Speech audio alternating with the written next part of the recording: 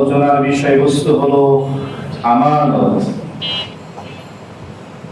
মহান আল্লাহ রাব্বুল ইজ্জত সূরাতুল মুমিনুনের মধ্যে ইরশাদ করেছেন, ঈমানদার নারী এবং পুরুষ যদি তারা তাদের হায়াতের জিন্দেগিতে 7টি গুণ অর্জন করতে পারে, আমি তাদেরকে জান্নাতুল ফেরদৌসের মালিক বানিয়ে দেব। সুবহানাল্লাহ। সেই 7টি গুণের মধ্যে হতে 4টি গুণ নিয়ে ইতিপূর্বে 4টি জুমায় আলোচনা হয়েছে। আজকে পঞ্চম গুণ নিয়ে আলোচনা হবে। আর সেই পঞ্চম গুণটি হলো আমানতদার হওয়া, বিশ্বস্ত হওয়া, আমানত রক্ষা করা, আমানতের হেফাজত করা। তো জান্নাতি বান্দার অন্যতম একটি বৈশিষ্ট্য গুণ হলো সে আমানত সংরক্ষণ করবে। সূরা মুমিনুনের 6 নম্বর আয়াতে কারিমার মধ্যে মহান আল্লাহ রাব্বুল আলামিন সেই বিষয়টি আলোচনা করেছেন, ওয়াল্লাযীনা হুম লিআমানাতিহিম ওয়া আহদিহিম রাউন। ঈমানদার নারী এবং পুরুষের জান্নাতুল ফেরদৌসের মালিক যারা হবে, তাদের পঞ্চম নম্বরের গুণ হবে তারা আমানতকে হেফাজত করবে, আমানত সংরক্ষণ করবে। আল্লাহ তাআলা আমাদের জীবনের সবগুলো আমানত হেফাজত করার তৌফিক দান করেন।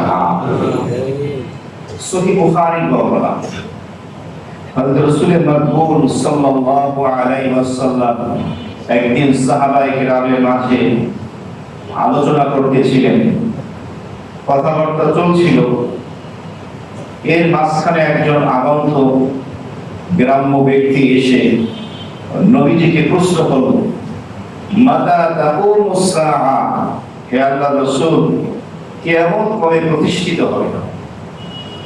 আল্লাহর হাবিব তখন তার প্রশ্নের উত্তর দিলেন না, যেহেতু তিনি ইতিপূর্বে সাহাবায়ে কেরামের সাথে একটি বিষয় নিয়ে আলোচনা করছিলেন, কথাবার্তা বলছিলেন। তো আলোচনা চলা অবস্থায়, কথাবার্তা বলা অবস্থায় তৃতীয় আরেকজন ব্যক্তি তার মধ্যে প্রবেশ করা নিষেধ। হাদিস শরীফের মধ্যেও এসেছে যে দুই ব্যক্তি যখন কথা বলে তখন তৃতীয় এক ব্যক্তি তাদের মাঝে প্রবেশ করবে না যতক্ষণ পর্যন্ত তারা তাদের কথা শেষ না করে। আল্লাহর হাবিব তার কথা পূর্ণ করলেন। আলোচনা যখন শেষ হলো তখন তিনি জিজ্ঞেস করলেন, আগন্তুক প্রশ্নকারী ব্যক্তি কোথায়? আগন্তুক দাঁড়িয়ে গেল। আল্লাহর হাবিব তাকে জিজ্ঞেস করলেন, এ তুমি কি প্রশ্ন করেছিলে? এই ব্যক্তি তখন বলল, ইয়া রাসূলুল্লাহ, মাতা তাকুমুস সাআ, হে আল্লাহর রাসূল, হে আল্লাহর হাবিব, কিয়ামত কবে প্রতিষ্ঠিত হবে? নবী করিম সাল্লাল্লাহু আলাইহি ওয়াসাল্লাম এই আগন্তুক ব্যক্তির প্রশ্নের উত্তরে বললেন, ইদা তুইয়াতিল আমানা ফান্তাজিরিস সাআ, যখন আমানতকে নষ্ট করে দেওয়া হবে, যখন আমানতের হেফাজত হবে না, যখন আমানত সংরক্ষণ করা হবে না, আমানত যখন নষ্ট করে দেওয়া হবে, ফান্তাজিরিস সাআ, তখন তুমি কিয়ামতের অপেক্ষা করো।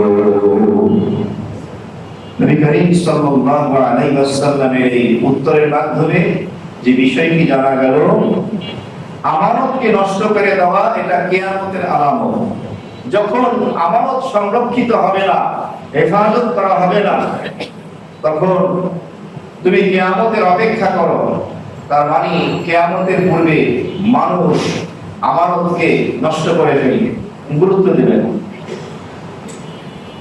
সাহাবায়ে কেরাম প্রশ্ন করলেন, ইয়া রাসূলুল্লাহ, আমানত কখন নষ্ট করা হয়? আল্লাহর হাবিব তখন এই প্রশ্নের উত্তরে বললেন, ইদা উসিদাল আমরু ইলা গায়রি আহলিহা, যখন অযোগ্য লোককে কোন পদ দেওয়া হবে, যেই পদে সে যোগ্য নয়, এবং অযোগ্য লোককে যদি সেই পদমর্যাদা দেওয়া হয়, সেই পদে বসানো হয়, এটাই হলো আমানতের খেয়ানত করা, আমানতকে নষ্ট করা। আর আমানত যখন নষ্ট হবে তোমরা কিয়ামতের অপেক্ষা করবে। মুফাসসিরিনে কিরামগণ, মুহাদ্দিসিনে কিরামগণ আয়াতে কারিমা এবং হাদিসের ব্যাখ্যা লিখতে গিয়ে তারা লিখেছেন, মানুষের জীবনের সকল ক্ষেত্রে আমানত রয়েছে।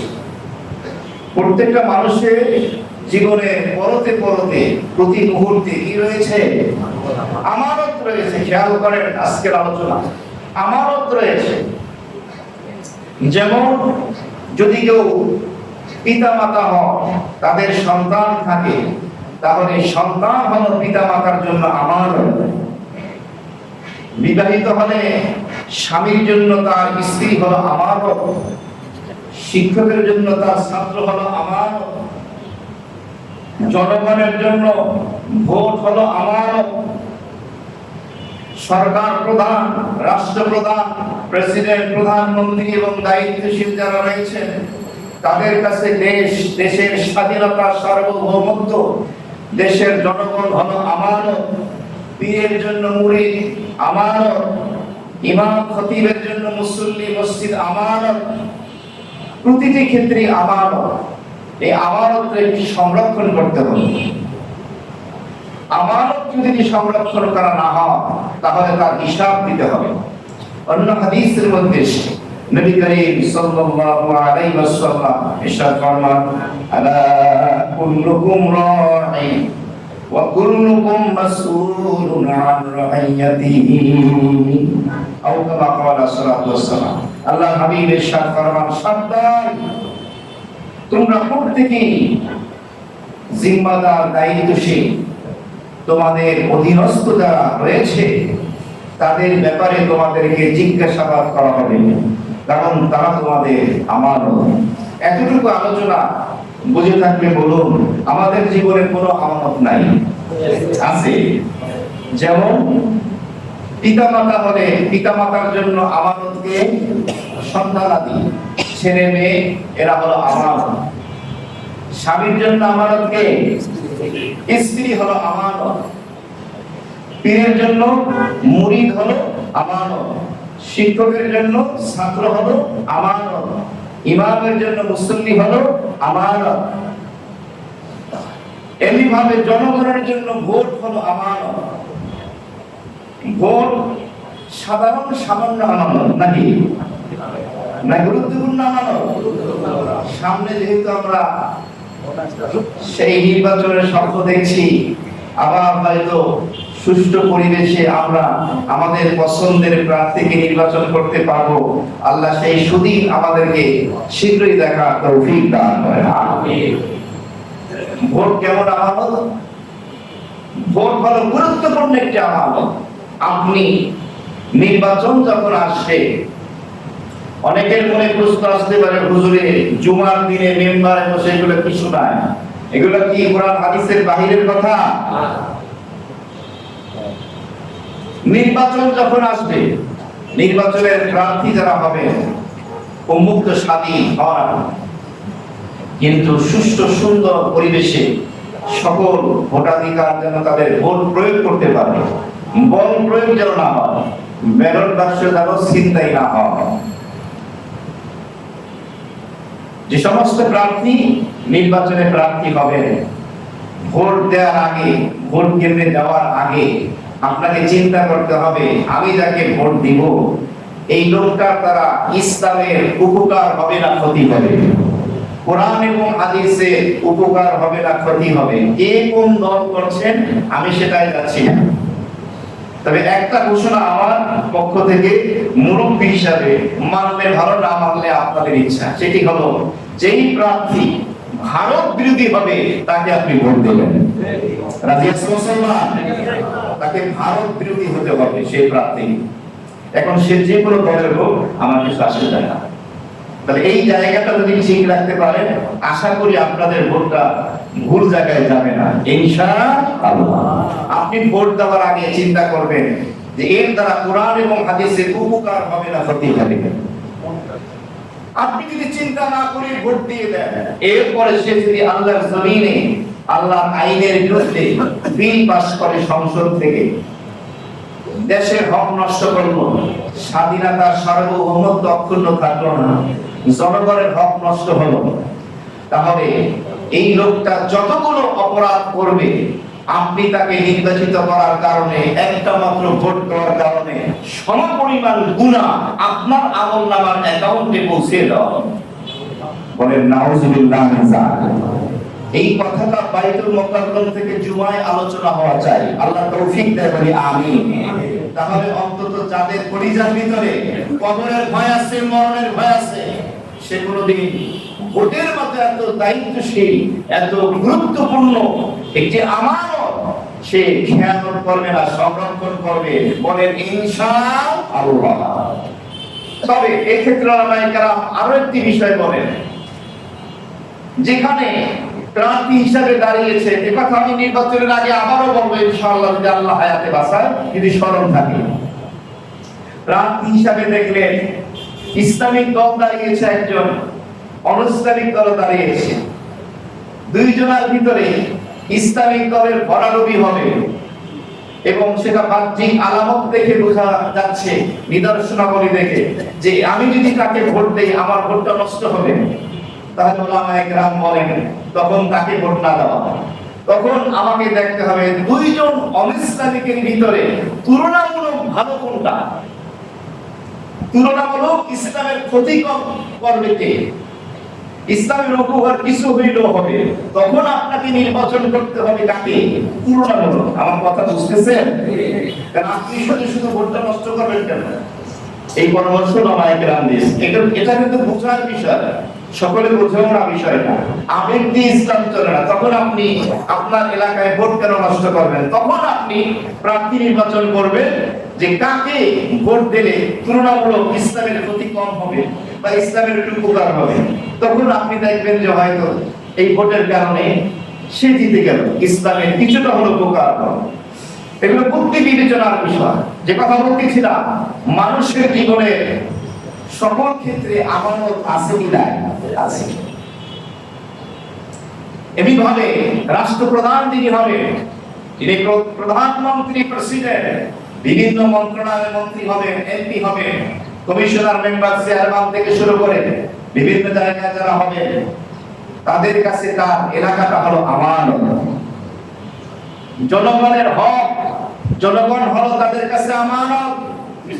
তারা সুবিচার যেন পায়, তাদের প্রতি জুলুম, অন্যায়, অবিচার যেন না করা হয়। দেশের স্বাধীনতা, সার্বভৌমত্ব, এটা হলো তাদের কাছে আমানত। যদি তারা খেয়ানত করে, কাল কিয়ামতের ময়দানে তাদেরকে পাকড়াও করা হবে। তোমাকে এই জিম্মাদারি, দায়িত্ব দেওয়া হয়েছিল, কেন তুমি আমানত রক্ষা করোনি?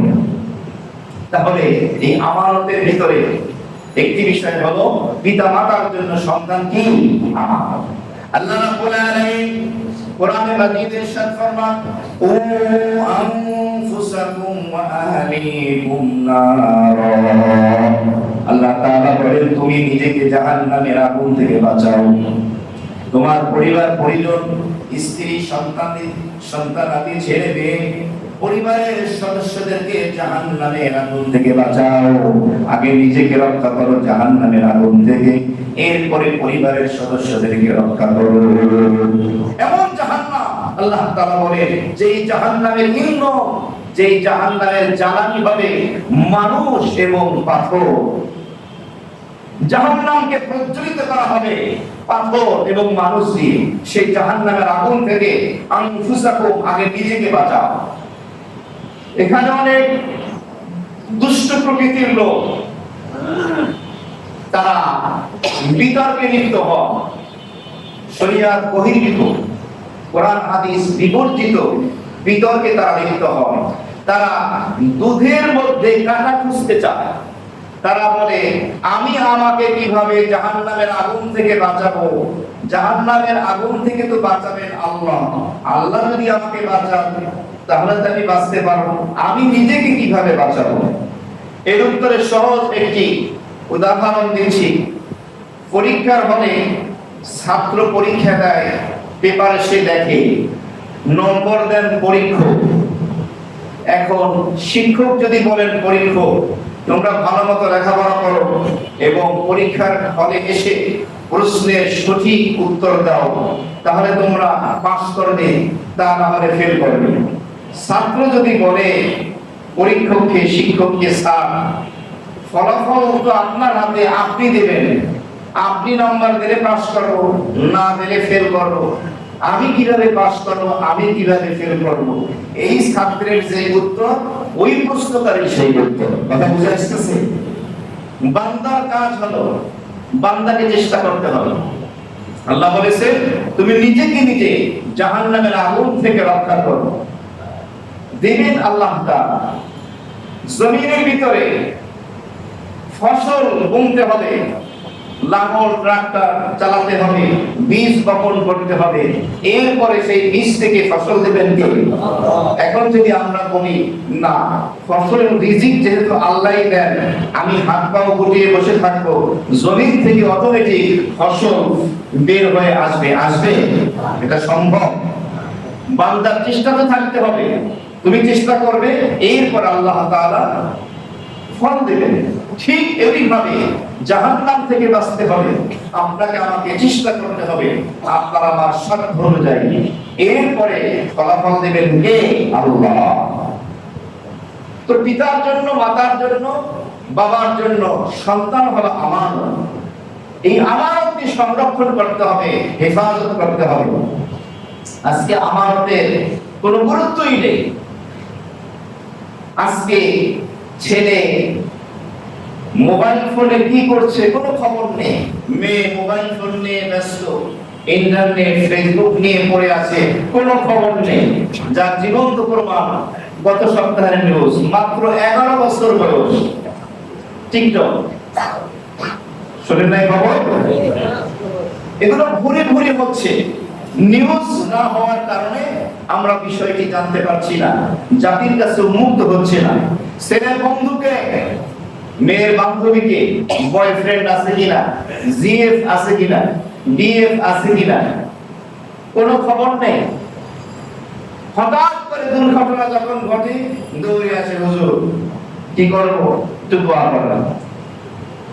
একটিবার চিন্তা করেনি এই সন্তান, ছেলে এবং মেয়ে আল্লাহ তাআলা আপনাকে আমাকে আমানত হিসেবে দিয়েছেন, এটাকে সংরক্ষণ করতে হবে। ছেলে মেয়ে নামাজি কিনা, গুনাহের পথে চলে কিনা, নেকের পথে চলছে কিনা, কোনো গুরুত্ব নেই। স্কুলে ঠিক মতো না গেলে, কোচিংয়ে না গেলে, পরীক্ষার ফলাফল ভালো না হলে রাগারাগি, মারামারি, কত কিছু আমরা করে ফেলি। কিন্তু নামাজ ছেড়ে দেয় প্রতিদিন, ফজরের সালাত ছেড়ে দেয়, আমাদের ভিতরে কোনো রকমের অনুভূতি নেই।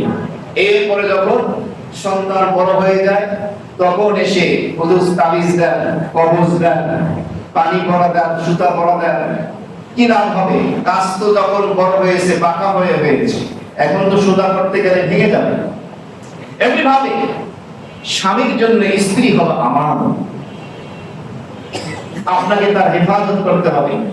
বিয়ের আগে আপনার স্ত্রী বাবার বাড়ি পর্দা করেছে কিনা শরিয়া মোতাবেক, সেটাও আপনার উচিত ছিল খবর নেওয়া, এরপরে দিনদার ফ্যামিলিতে বিবাহ করা। আচ্ছা, যদি নাও করে থাকে, বিবাহ করার পরে এখন এই নারী, এই যুবতী, এই কিশোরী আপনার বিবাহ বন্ধনে আবদ্ধ হওয়ার কারণে এখন সে আপনার আমানত। আপনাকে এই আমানতে হেফাজত করতে হবে, সংরক্ষণ করতে হবে, তাকে নামাজি বানাতে হবে, তাকে পর্দানশীল বানাতে হবে, তাকে বাধ্য করতে হবে। শুরুতেই জোর জবরদস্তি নয়, মহব্বতপূর্ণ ভালোবাসায় ভরা কথা বলা, তার জন্য দোয়া করা, তাকে দ্বীনি মজলিসে নিয়ে যাওয়া, তার পিছনে সময় ব্যয় করা, মেহনত করা, যাতে করে সে নামাজি হয়, দিনদার, পর্দানশীল হয়, কারণ সে হলো আপনার আমানত। হাদিস শরীফের মধ্যে এসেছে, লা ইয়াদখুলুল জান্নাতা দাইয়ুস, জান্নাতের ভিতরে দাইয়ুস কোনদিন প্রবেশ করবে না। মুহাদ্দিসিনে কিরামগণ দাইয়ুসের দুইটি ব্যাখ্যা দিয়েছেন। এক নম্বরে ব্যাখ্যা হলো ওই নারী যারা বেপর্দায় চলে, গায়রে মাহরামের সামনে পর্দা পালন করে না, শরিয়া মোতাবেক চলে না, এরা হলো দায়ুস। আর এক প্রকারের দায়ুস হলো ওই পুরুষ যার অধীনস্থ নারী বেপর্দায় চলে, গায়রে মাহরামের সামনে যায়, অর্থাৎ শরিয়াত যাদের সামনে যাদের যেতে নিষেধ করেছে, যাদের সাথে দেখা দেওয়া নিষেধ, সেখানে যায়, কিন্তু সেই পুরুষ তার অধীনস্থ নারীকে বাধা দেয় না। যেমন পিতা তার মেয়েকে, ভাই তার বোনকে, স্বামী তার স্ত্রীকে ইত্যাদি। তাহলে এই পুরুষকেও হাদিসের ভাষায় দায়ুস বলা হয়েছে। আমার কথা বুঝে থাকলে বলুন, দায়ুস কয় প্রকার? সবাই বলেন। মহিলা দায়ুস আর পুরুষ দায়ুস। মহিলা দায়ুস যেই নারী বেপর্দায় চলে, আর পুরুষ দায়ুস হলো যে তার অধীনে আছে। ওই পুরুষ যদি তাকে বাধা না দেয়, বিরত না রাখে, তাহলেও সে দায়ুস। আর আল্লাহর হাবিব হাদিস শরীফে বলেছেন, দায়ুস কোথায় যাবে না? জান্নাতে প্রবেশ করতে পারবে না। কত বড় ধমকের কথা! আমারও রক্ষা না করার কারণ। কত দামি জিনিস! নবীজির সিরাত পড়ুন, নবীজির জীবনী যখন আপনি পড়বেন দেখতে পাবেন মক্কা মুআজ্জামার ভিতরে, গোটা আরব ভূখণ্ডের ভিতরে সব থেকে ভালো গুণাগুণী বৈশিষ্ট্য মণ্ডিত যেই মহামানব ছিলেন, তিনি হলেন সর্বশ্রেষ্ঠ সর্বশেষ নবী এবং রাসূল জনাবে মুহাম্মদুর রাসূলুল্লাহ সাল্লাল্লাহু আলাইহি ওয়াসাল্লাম। মক্কার কাফের মুশরিক অমুসলিম যারা ছিল, ইসলামের দুশমন যারা ছিল, আল্লাহ রাসূলের শত্রু যারা ছিল, তা এক বাক্যে নির্দ্বিধায় নিঃসংকোচে তারা বলে দিত, মুহাম্মদের মতো এত ভালো মানুষ আল্লাহর জমিনে আর একটা হতে পারে না। এত ভালো মানুষ, কেমন ভালো মানুষ! নবীজির তো অনেক গুণাবলী বৈশিষ্ট্য ছিল, অনেক লোক উপাধি টাইটেল ছিল, সব থেকে বেশি হাইলাইটস হয়েছে, জগৎ বিখ্যাত হয়েছে মানুষের মুখে মুখে, যাকে বলা হয় আরবি ভাষায় মুসাল্লামুল কুল, সর্বজন স্বীকৃত। সেই দুইটি গুণ, সেই দুইটি টাইটেল হলো, একটা হলো as-সাদিক আর একটা হলো আল-আমিন। as-সাদিক মানে সত্যবাদী, যার 63 বছরের জিন্দেগিতে ভুলেও একদিন যিনি মিথ্যা বলেননি, বলুন সুবহানাল্লাহ। আরেকটি হলো আল-আমিন, এর অর্থ হলো যিনি আমানতদার, বিশ্বস্ত। ও মুসলমান, সর্বশেষ সর্বশ্রেষ্ঠ পয়গম্বর নবী উম্মত হওয়ার পর আমানতের খেয়ানত করছো। কিভাবে? কিয়ামতের ময়দানে ওই নবীকে মুখ দেখাবে যেই নবী শাফাআত, সুপারিশ ছাড়া জান্নাতে কল্পনাও করা যায় না। মক্কার কাফির মুশরিক অমুসলিম যারা ছিল, তারাও নবীর কাছে আমানত এসে রাখতো। টাকা পয়সা যা ছিল, স্বর্ণ গহনা, দামি দামি মূল্যবান অলংকার গুলো এভাবে প্যাকেট করে নবীজির কাছে রাখতো। তারা জানতো মুহাম্মাদের কাছে কোনো আমানত রাখা হলে তা নষ্ট করা হবে না। তাদেরকে প্রশ্ন করা হতো, তোমরা তো মুহাম্মাদের দল করো না, তোমরা দল করো আবু জাহেলের, আবু লাহাবের, উতবা সাইবা। তোমাদের নেতা হলো আবু জাহেল, আবু লাহাব। তাদের কাছে তোমাদের আমানত না রেখে তোমাদের বিরোধী দল মুহাম্মাদের কাছে কেন তোমরা আমানত রাখো? ওই সমস্ত কাফের মুশরিক অমুসলিম তারা নিঃসংকোচে নির্দ্বিধায় ব্যর্থহীন কণ্ঠে বলে দিল, এর কারণ হলো আমাদের নেতা যদিও আবু জাহেল, আবু লাহাব, উতবা সাইবা, কিন্তু ওদের কাছে আমানত যদি রাখা হয়, স্বর্ণ টাকা তো দূরের কথা, প্যাকেটও খুঁজে পাওয়া যাবে না, কিচ্ছু খুঁজে পাওয়া যাবে না, সব খেয়ে দেবে। মুহাম্মাদের কাছে রাখি, আমরা নিশ্চিন্তে ঘুমাতে পারি। তিনি আমানতকে এত সুন্দরভাবে হেফাজত করেন, সংরক্ষণ করেন, তিনি আমানতের খেয়াল করেন না, বলুন সুবহানাল্লাহ। যা জ্বলন্ত জীবন্ত প্রমাণ হলো যখন আল্লাহ রাব্বুল ইজ্জত তার হাবিবকে মক্কাতুল মুকাররমা থেকে মদিনাতুল মুনাওয়ারায়, তখনকার নাম ছিল ইয়াসরিব, হিজরতের নির্দেশ প্রদান করলেন। আল্লাহর হাবিবের কাছে তখন অনেক অমুসলিমদের আমানত রাখা ছিল। ওই দিন রাতে নবীজি তার ভাতিজা, নবীজি তার চাচা আবু তালেবের ছেলে আলী, নবীজির চাচাতো ভাই, এবং একদিক থেকে নবীজির মেয়ে ফাতেমাতুজ জাহরা রাদিয়াল্লাহু তাআলা স্বামী আলীকে দেখলে বলেন, আলী, আল্লাহ তাআলা তো আমাকে হিজরতের নির্দেশ প্রদান করেছেন, আজ রাতেই আমি হিজরত করব, কিন্তু আমার কাছে তো মক্কা অনেক লোকের আমানত রয়েছে, আমি তোমার কাছে রেখে গেলাম। প্রত্যেকটা প্যাকেটের ভিতরে, প্রত্যেকটা স্বর্ণ টাকার থলির ভিতরে প্রত্যেকের নাম লেখা ছিল, ঠিকানা লেখা ছিল। আমি হিজরত করে চলে যাচ্ছি, ভোর যখন হবে তুমি তাদের কাছে আমানত ফিরিয়ে দিও। বলুন সুবহানাল্লাহ। যারা নবীজিকে আজকে রাতেই হত্যা করবে ষড়যন্ত্র করতেছিল, তাদের আমানত ফিরিয়ে দিচ্ছে। এক বর্ণনা এসেছে, নবীজি হিজরতের পরে আলী রাদিয়াল্লাহু তাআলা এই সকল আমানত ফিরিয়ে দিতে মাত্র 3 দিন সময় লেগেছিল। তো সেই নবীর উম্মত আমরা, যেই নবী তার জানের প্রাণের দুশমনের আমানতের হেফাজত করেছে, আজকে আমাদের জীবনের পরতে পরতে আমানত, কিন্তু আমরা সেই আমানত রক্ষা করি না। মক্কা তখনও বিজয় হয়নি। কাবা শরীফের চাবি ছিল যার কাছে, ওসমান ইবনে তালহা। এক বর্ণনা এসেছে, আল্লাহর নবী ওসমান ইবনে তালহাকে বললেন, ওসমান ইবনে তালহা, কাবার দরজা একটু খুলে দাও, আমি একটু কাবা ঘরের মধ্যে প্রবেশ করতে চাই। ওসমান ইবনে তালহা দুর্ব্যবহার করলেন, না চাবি দেওয়া যাবে না, কিসের প্রবেশ? আল্লাহর হাবিব বললেন, ওসমান ইবনে তালহা, জেনে রাখো, স্মরণ রাখো, বেশি দিন লাগবে না, কিছু দিনের ভিতরে আসমান জমিনের মালিক আল্লাহ রাব্বুল আলামিন এই কাবা ঘরের চাবি আমি মুহাম্মাদের হাতে এনে দিবে। সুবহানাল্লাহ। হুদায়বিয়ার সন্ধির পরে যখন ফাতহে মক্কা, মক্কা বিজয় হলো, সকল কাফের মুশরিক পলায়ন করলো, কাউকে খুঁজে পাওয়া গেল না। তখন কাবা ঘরের চাবি নবীজির কাছে। তো এই কাবার চাবি ছিল ওসমান ইবনে তালহার কাছে। এই ওসমান ইবনে তালহা কিন্তু আবার ওই ওসমানে গনি রাদিয়াল্লাহু তাআলা নবীজির মেয়ের জামাতা, এই অন্য সাহাবী হবেন, পরবর্তীতে সাহাবী হবেন। ওসমান ইবনে তালহা সেও পলায়ন করলো। এখন এই কাবা ঘরের চাবি কাকে দেওয়া হবে?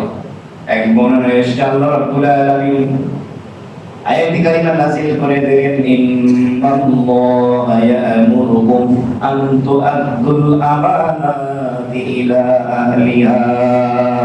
হে আমার হাবিব, নিশ্চয়ই আমি আল্লাহ তাআলা আপনাকে নির্দেশ প্রদান করছি, আপনি হকদারকে তার হক পৌঁছিয়ে দেন।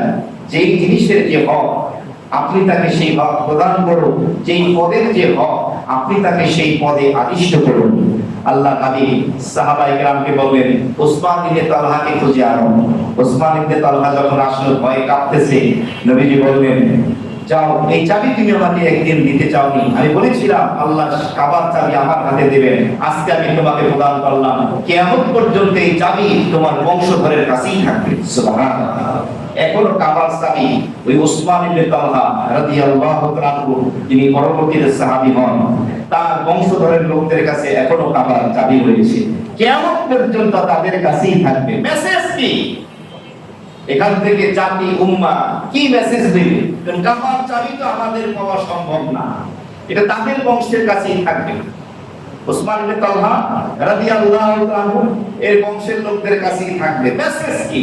মেসেজ হলো, মানুষের জীবনে সকল ক্ষেত্রে আমানত রয়েছে, এই আমানতকে রক্ষা করতে হবে, হেফাজত করতে হবে। আজকে আমরা মেম্বার হওয়ার জন্য, কমিশনার হওয়ার জন্য, চেয়ারম্যান হওয়ার জন্য, এমপি মন্ত্রী হওয়ার জন্য কত প্রাণপণ লড়াই, জীবন দিয়ে ফেলায় একটা পদ পাওয়ার জন্য। রাস্তায় উন্মুক্তি সেটা জীবন দিয়ে ফেলে। চিন্তা করে না মরলে একটা শাহাদাত হবে কি হবে না, কিসের জন্য জীবন দিচ্ছি একটা বারও চিন্তা করে না। কোন পদের জন্য তুমি লড়ছো? আচ্ছা, তুমি যখন এই পদ পেয়ে গেলে, ওই পদ তো তোমার কাছে আমানত। এখন এই আমানত যদি রক্ষা না করো, তাহলে তো খেয়ানত করা হলো। আর হাদিস শরীফে এসেছে নবী ইরশাদ ফরমান মুনাফিকের তিনটা আলামত, তার মধ্যে একটি আলামত হলো ইদা উতুবিনা খানা, তার কাছে যখন আমানত রাখা হয় মুনাফিক আমানতের খেয়ানত করে। তাহলে আমানতের খেয়ানত করা এটা মুমিনের খাসলাত না মুনাফিকের? মুনাফিকের বৈশিষ্ট্য। কোরআন বলতেছে জাহান্নামের নিম্ন স্তরে হবে মুনাফিকের জায়গা। মুনাফিকের সর্দার হলো আব্দুল্লাহ ইবনে উবাই ইবনে সালুল। কঠিন ভাবে বলছি, আবু জাহেল কাফের মুশরিক ছিল। আবু জাহেল জাহান্নামের যে স্তরে থাকবে, মুনাফিক আব্দুল্লাহ ইবনে উবাই ইবনে সালুল তার থেকে নিম্ন স্তরের কঠিন জাহান্নামে আযাব ভোগ করছে। বলেন নাউযুবিল্লাহি মিন যালিক। তাহলে মুনাফিকের জাহান্নামের স্তর কঠিন না সহজ? কঠিন। এই দায়িত্ব আপনি নিতে যাচ্ছেন, আপনি কি বুঝতেছেন? কিছু বুঝে শুনে নিচ্ছেন? আমানতের খেয়ানত হয়ে যাচ্ছে কিনা?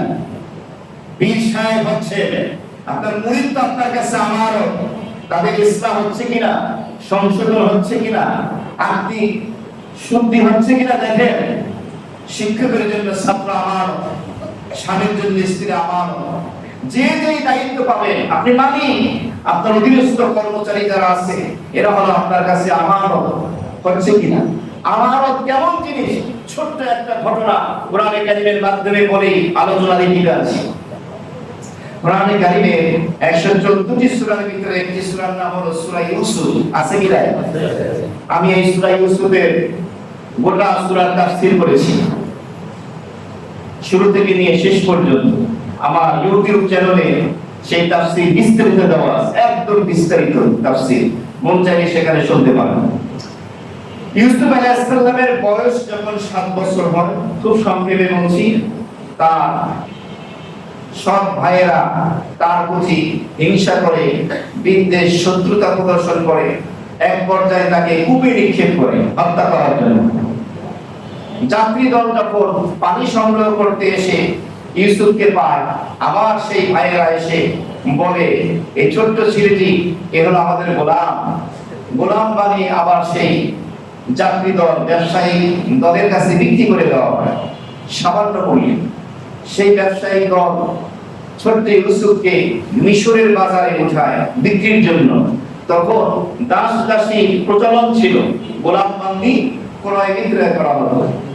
মিশরের বাজারে যখন মূল্য ধরা হলো, এক পর্যায়ে আজিজে মিসর তিনি এই ইউসুফকে ক্রয় করে তার রাজপ্রাসাদে নিয়ে যান। আজিজে মিসরের স্ত্রী, যার নাম আমরা বলি জুলাইখা, কোরআনে জুলাইখা বলা হয়নি, বলা হয়েছে ইমরাতুল আজিজ, আজিজে মিসরের স্ত্রী। তাফসীরে জুলাইখা বলা হয়েছে। আজিজে মিসরের ঘরে জুলাইখার অধীনে 33 বছর ইউসুফ আলাইহিস সালাম অতিবাহিত করেন। তাহলে 7 আর 33 কত হয়? 40। চোখের সামনে এই কৈশোর, এই যৌবন পরিপূর্ণ যখন হয়ে যায়, জুলাইখা ইউসুফের রূপে গুণে পাগল হয়ে যায়, কাছে পেতে চায়। এক পর্যায়ে ইউসুফ যখন তার ডাকে সাড়া দেয় না, জুলাইখার ষড়যন্ত্রের কবলে পড়ে ইউসুফ আলাইহিস সালামকে জেলখানায় যেতে হয়। জেলখানায় গিয়ে তিনি এক পর্যায়ে তিনি এভাবে পর্যায়ক্রমে 9 বছর জেলখানায় থাকেন। 40 আর 9 কত? 49। এরপরে আরো 7 বছর অতিবাহিত হয়। জেলখানা থেকে বের হন, তিনি স্বপ্নের ব্যাখ্যা দেন। তিনি এক পর্যায়ে মিশরের খাদ্যমন্ত্রীর দায়িত্ব পান অথবা রাষ্ট্রপ্রধান হন, দুর্ভিক্ষ মোকাবেলা করেন।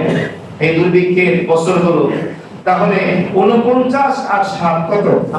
56 বছর পরে আল্লাহ তাআলা ইউসুফকে গ্রিন সিগন্যাল দেন যে ইউসুফ, এখন তুমি তোমার বাবার কাছে সংবাদ পাঠাতে পারো, তোমার বাবাকে তোমার কাছে ডেকে আনতে পারো। তখন ইউসুফ আলাইহিস সালাম তার বাবা মাকে, আত্মীয় স্বজনকে আনার জন্য পাঠান। এই ঘটনা আপনারা আমার তাফসীরে শুনেছেন। যখন তার বাবা মা আসেন, আমার যে কথাটা বলা উদ্দেশ্য আজকের জুমার আলোচনার সাথে যার সম্পর্ক, ইউসুফ আলাইহিস সালাম তখন তার বাবা, নাম কি? হযরত ইয়াকুব আলাইহিস সালাম, বাবাকে প্রশ্ন করেছিলেন, বাবা আমি যখন হারিয়ে যাই তখন আমার বয়স কত ছিল? আছে 7 বছর। তো 56 বছর থেকে 7 বছর বাদ দিলে কত হয়? 49 বা 85 ধরেন, প্রায় 49-50 বছর পরে আপনার সাথে আমার সাক্ষাৎ হলো। আচ্ছা, আপনি যে আমার প্রিয় হয়ে, আমার মহব্বতে, আমার ভালোবাসায় কষ্টে এই যে কাঁদতে কাঁদতে অন্ধ হয়ে গেলেন, আপনার কি তাকদীরের উপরে বিশ্বাস ছিল না? আপনি কি মনে করেছেন আপনার চোখের সামনে থাকলে আমি খুশিতে আনন্দে লালিত পালিত হব, আমার কোনো কষ্ট হবে না, আর আপনার চোখের দূরে থাকলে আমি কষ্টে হব? এই ধারণা করে কি আপনি কান্নাকাটি করেছেন? আপনার কি তাকদীরের উপরে, ভাগ্যের উপরে কি বিশ্বাস ছিল না? প্রশ্ন বুঝতেছেন? ইয়াকুব আলাইহিস সালাম তখন তার উত্তরে বললেন, বাবা কি বলো তুমি, আমি তো একজন পয়গম্বর, একজন নবী, আমি কিভাবে তাকদীরের উপরে, ভাগ্যের উপরে বিশ্বাস রাখবো না? অবশ্যই আমার ছিল। ইউসুফ আলাইহিস সালাম বললেন, তাহলে এত কান্না কেন করলেন? কি কান্না করেছেন? পৃথিবীর ইতিহাসে এরকম নজির নেই, দৃষ্টান্ত নেই যে সন্তানের প্রিয় হয়ে, সন্তানের কষ্টে, বিরহে, মহব্বতে বাবা কাঁদতে কাঁদতে অন্ধ হয়ে গেছে। তখন ইয়াকুব আলাইহিস সালাম যে কথাটা বলেছিলেন, আজকের আমাদের মেসেজ, সর্বশেষ মেসেজ, যদি আপনি দেখতে চান, ইয়াকুব আলাইহিস সালাম বলেছিলেন, বাবা সন্তান হলো পিতার জন্য আমানত। সুবহানাল্লাহ বলবেন না? সন্তান হলো পিতার জন্য। আমি ভয়ে ছিলাম এই আমানত আমি কি সংরক্ষণ করতে পেরেছি, নাকি আমার অলসতা অবহেলার কারণে এই আমানতের খেয়ানত হয়ে যায়? আমার সামনে থাকলে আমি তো এই আমানতকে সংরক্ষণ করার জন্য জান প্রাণ দিয়ে দিতাম, জীবন বাজি রেখে এই আমানতের রক্ষা করতাম, কারণ পিতার জন্য সন্তান তো আমানত। আমি ভয় পাচ্ছিলাম না জানি কিয়ামতের ময়দানে এই আমানত সম্পর্কে আমাকে প্রশ্ন করা হয় কিনা, পাকড়াও করা হয় কিনা, এই ভয়ে আমি কাঁদতেছিলাম। বলুন সুবহানাল্লাহ।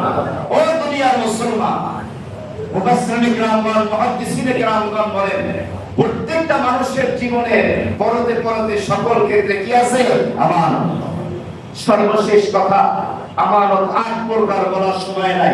নম্বর 1, আল আমানাত ফিল ইবাদা, ইবাদতের ক্ষেত্রে আমানত। সংক্ষেপে বলছি এক কথায়, ইবাদতের ক্ষেত্রে আমানত সেটা কি? প্রত্যেকটা ইবাদত করতে হবে মুহাম্মদুর রাসূলুল্লাহ সাল্লাল্লাহু আলাইহি ওয়াসাল্লামের সুন্নাহ মোতাবেক, তাহলে আপনার ইবাদতের আমানত রক্ষা হবে। মন চাই নামাজ পড়লেন, মন চাই রোজা রাখলেন, হজ করলেন, চলবে না, ইবাদতের খেয়ানত হয়ে যাবে। ইবাদতের আমানত কি? সুন্নাহ মোতাবেক ইবাদত করা, করব তো বলে ইনশাআল্লাহ। দ্বিতীয় নম্বর হলো আল আমানা ফিল কালাম, কথাবার্তা বলার ক্ষেত্রে সংযত হতে হবে। আজকে সংবাদ সম্মেলন করে, সাংবাদিকদের সামনে ক্ষমতা পাওয়ার পরে জাতির উদ্দেশ্যে ভাষণ দেয়, মিথ্যার মিথ্যা, ওয়াদা ভঙ্গ আছে কি নাই? প্রত্যেকটা কথা হিসাব হবে কিয়ামতের ময়দানে।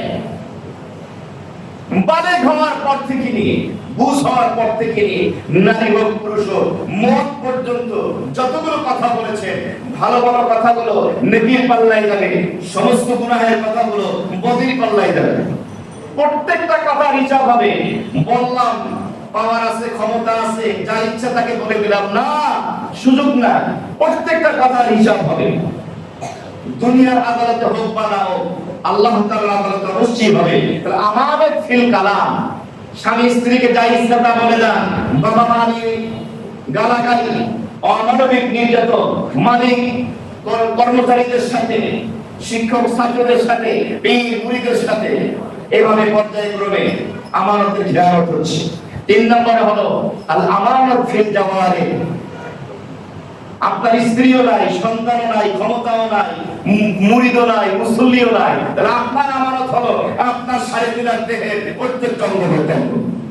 প্রত্যেকটা মানুষের দেহের প্রত্যেকটা অঙ্গ প্রত্যঙ্গ হলো তার আমানত। আপনার চোখ, আপনার হাত, আপনার পা, এগুলো তারা খেয়াল করা যাবে না, তারা টুকরা করা যাবে না। হাতটাকে আপনার অন্তর, মনে মনে কোন নারীকে নিয়ে খারাপ চিন্তা করছেন, কল্পনা করছেন, জানেন কি? আল্লাহ তাআলা। পৃথিবীর কেউ জানে না। আপনি মজা নিতেছেন মনে মনে, নাউযুবিল্লাহি মিন যালিক। এই আপনি কলবের জিনা করতেছেন, অন্তরের জিনা করতেছেন। আপনি খেয়াল করতেছেন। মুহতারাম হাজিরিন, জীবনের পরতে পরতে প্রতি মুহূর্তে আমানত রয়েছে। এত সোজা একটা জমা করলাম আমানত নিয়ে কেন? কত দায়িত্বপূর্ণ জিনিস, কত দায়িত্বশীল হতে হবে। জান্নাতি বান্দা হতে গেলে আপনাকে আমানতদার হতে হবে, কারণ এটি হলো জান্নাতি বান্দার পঞ্চম গুণ। আল্লাহ তাআলা আমাদের সকলকে সকল ক্ষেত্রে আমানতদার হয়ে ঈমানের সাথে কবরে যাওয়ার তৌফিক দান, ওয়াফি দান, কবরে যাওয়ার